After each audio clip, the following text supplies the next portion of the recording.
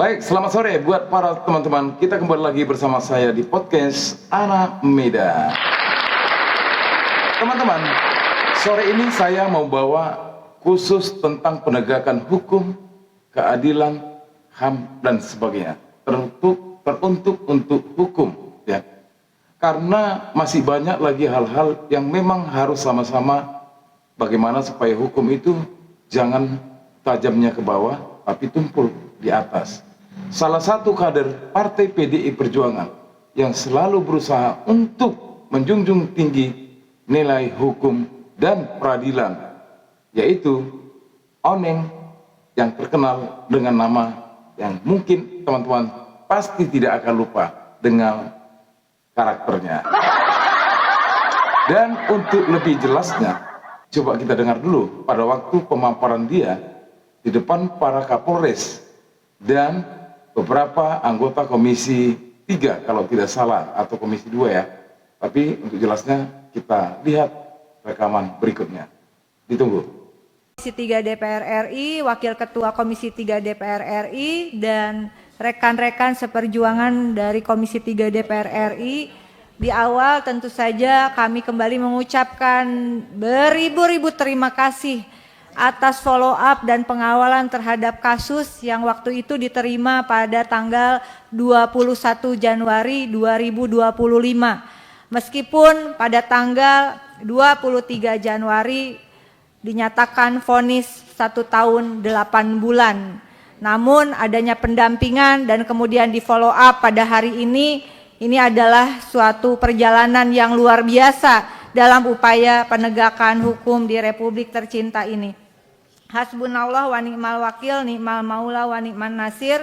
Mudah-mudahan Bapak Ibu kita sepakat dari awal bahwa kita menghormati hukum yang ada dan mengapresiasi apa yang telah dilakukan oleh aparat penegak hukum.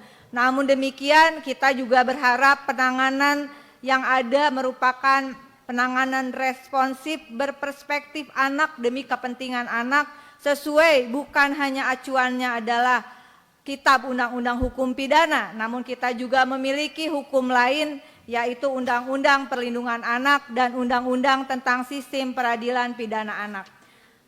Melihat video tadi, sahabat-sahabat, apa yang bisa kita simpulkan?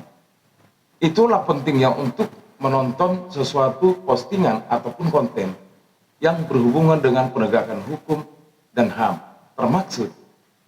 termasuk ya podcast Anak Medan. Jadi apa yang dikatakan oleh Ricky Pitaloka atau Oneng, susah kali ngomongnya ya, kita sudah mempunyai sistem hukum di mana sistem hukum itu memberitahukan apabila anak di bawah usia ingin diambil keterangan ataupun berurusan dengan hukum, harus didampingi minimal orang tua maupun penasihat hukum serta dari perlindungan anak, supaya kita lebih paham dan jangan gagal paham, supaya kita lebih mengerti tentang hukum. Kita lanjut video selanjutnya.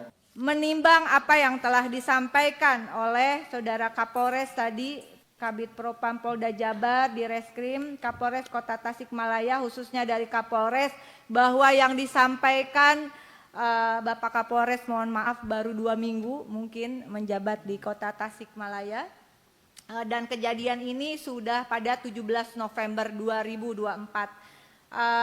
Kejadian pukul 1.30 waktu Indonesia bagian Barat di Wijaya Praja begitu, dan kemudian tadi dikatakan baru 2 minggu kemudian terjadi penangkapan juga. Tadi sudah disampaikan oleh ketua, ditanya itu adalah ternyata razia umum, bukan untuk kasus ini secara spesifik, sudah diberi keterangan oleh pihak Kapolres.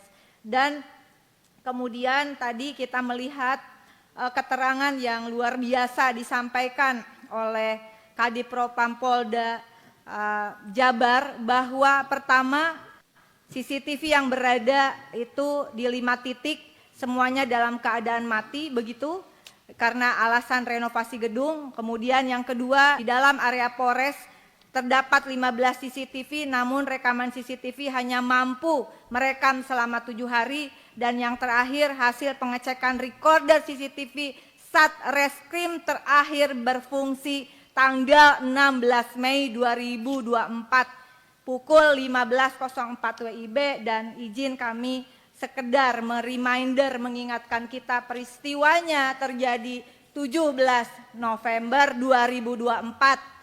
CCTV berfungsi bulan Mei 2024 terakhir, dan kemudian peristiwa 17 November 2024 dan BAP dilakukan pada tanggal, mohon dikoreksi jika saya salah, pada tanggal 30 November 2024, begitu ya Bu ya. Dan itu tadi kalau ada foto tadi sudah dinyatakan itu foto tanggal 3 Desember. Kita sepakat pada tanggal 21 Januari sesuai peraturan perundang-undangan yang ada bahwa pemeriksaan terhadap anak yang mengalami masalah hukum wajib hukumnya didampingi oleh orang tua sebagai wali, kemudian paling tidak ada bapasnya, ada kuasa hukum. Tanggal 23 Januari adalah di mana 4 ABH dijatuhkan pidana tadi 1 tahun 8 bulan begitu. Menurut pandangan kami ini tidak berpegang atau belum mengacu pada Undang-Undang SPPA.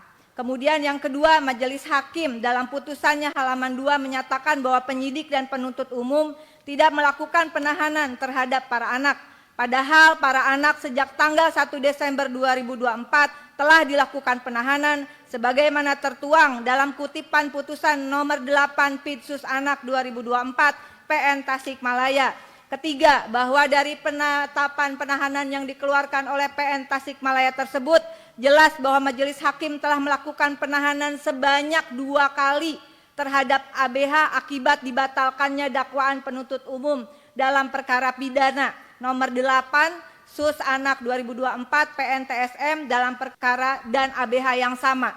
Waktu 21 Januari telah terungkap di ruangan ini bahwa ini kasus 2 kali untuk hal yang sama, eksepsi waktu itu diterima begitu, tapi anak kembali ditahan dengan dakwaan kedua dengan kasus yang sama, majelis hakim yang sama dan JPU yang sama.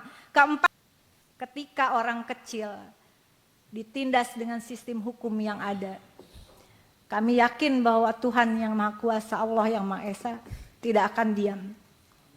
Kasus orang-orang kecil, bayangkan itu sampai vonis bebas. Waktu itu saya berjuang dengan Pak Habib dan teman-teman Komisi 3. Vonis bebas kasus pembunuhan. Akhirnya bisa mengungkap sampai mafia kasus di Mahkamah Agung. Yang kali ini juga, Bapak Ibu, mohon maaf kalau saya agak sesak. Orang tua mereka rata-rata adalah orang tua, boleh saya katakan istilahnya, single mother atau kita sebutnya janda dengan pekerjaan yang mereka lemah secara posisi ekonomi dan sosial. Ada yang tukang jahit, ada yang tukang ngasih makan burung. Lalu kemudian tadi juga sudah terbukti apa yang disampaikan oleh Kapolres, bahkan penangkapan itu di 30 Desember, kurang lebih 2 minggu setelah peristiwa, dan itu di razia umum. Lalu ajaib sekali 2 orang anak tiba-tiba mengaku membacok begitu ya. Luar biasa, luar biasa. Baik, sahabat-sahabat, di penghujung konten yang saya buat tadi melalui beberapa kepingan-kepingan video itu mengingatkan kita agar kita lebih paham tentang hukum, terlebih kepada anak di bawah umur.